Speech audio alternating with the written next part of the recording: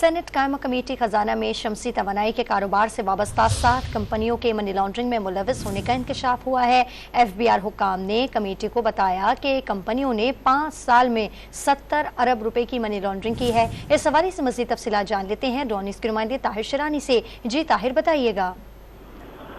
جی دیکھیں، سینٹ کی قائمہ کمیٹی برائے خزانہ کے اجلاس میں ممبر کسٹمز، ایف آئی اے اور اسٹیٹ بینک حکام کی جانب سے جو بریفنگ دی گئی، اس میں یہ کہا گیا کہ 16 سولر پینل کی درآمد پر 21 بینکوں سے تفصیلات مانگی گئی تھی۔ ایک امپورٹر نے 14 ارب روپے اور دوسرے نے 11 ارب روپے کیش بینکوں میں جمع کرائے۔ ممبر کسٹمز پالیسی کی جانب سے کمیٹی کو یہ بریفنگ دی گئی۔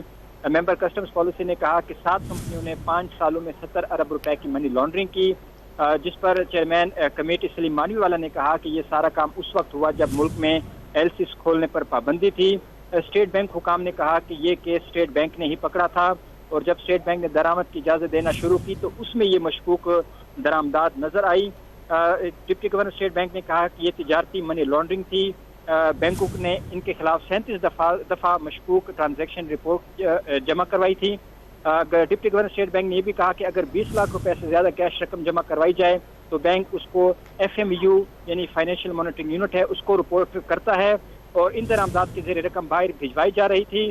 ڈپٹی گورنر اسٹیٹ بینک نے یہ بھی کہا کہ سولر کی درآمدات 0 ریٹڈ تھی، اس کو انہوں نے رقم باہر بھجوانے کے لیے استعمال کیا، جس پر کمیٹی رکن کامل علی آغا نے کہا کہ یہ کام اتنا آسان نہیں ہے کہ کسٹمز والے تمام چیزیں دیکھتے ہیں، یہ مرضی کے بغیر نہیں ہو سکتا، اور یہ کسٹمز والوں کی ذمہ داری ہے کہ درآمدی مال کی قیمت جو ہے وہ خود دیکھے اور اس کی جانچ پڑتال کریں۔